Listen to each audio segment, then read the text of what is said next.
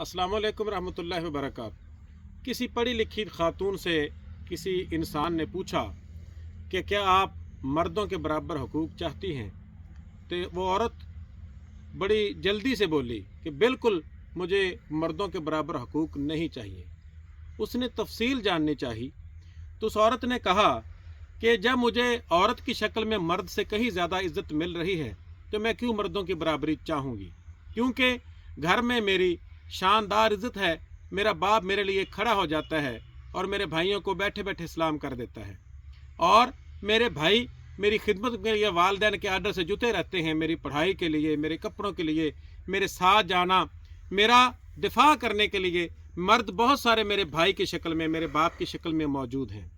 और दूसरी बात, मेरे लिए बहुत एजाज़ की बात है जब मैं किसी हॉस्पिटल में जाऊं, किसी स्कूल में, किसी पब्लिक ट्रांसपोर्ट में मैं सवार हूं तो फ़ौरन मुझे लेडीज़ फर्स्ट के तहत सीट मिल जाती है।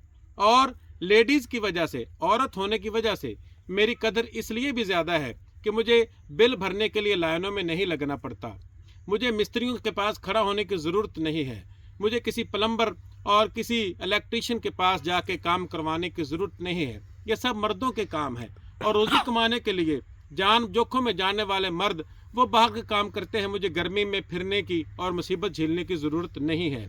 और सबसे बड़ी बात, जब मैं अपने खामद या बच्चों के साथ शॉपिंग के लिए जाऊं तो मेरे और मेरी बेटी के पास सिर्फ मेरा पर्स होता है।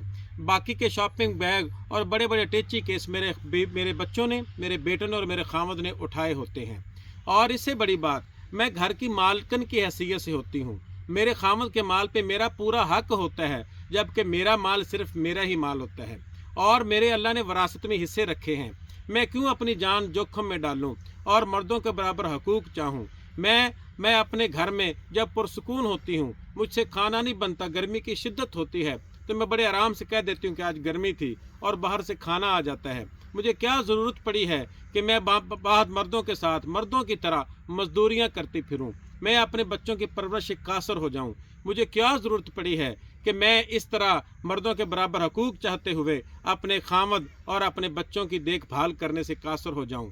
तो कितनी शानदार ये बात उस औरत ने की है कि वो कहती है मैं कोई पागल हूं कि मैं इस तरह की डिमांड करूं, जब मेरे इस्लाम ने मेरी इतनी इज्जत की हिफाजत की है, इतनी मेरी कदर रखी है, तो मैं मर्दों के बराबर होना बिल्कुल पसंद नहीं करती। कितनी शानदार बात की है उस औरत ने।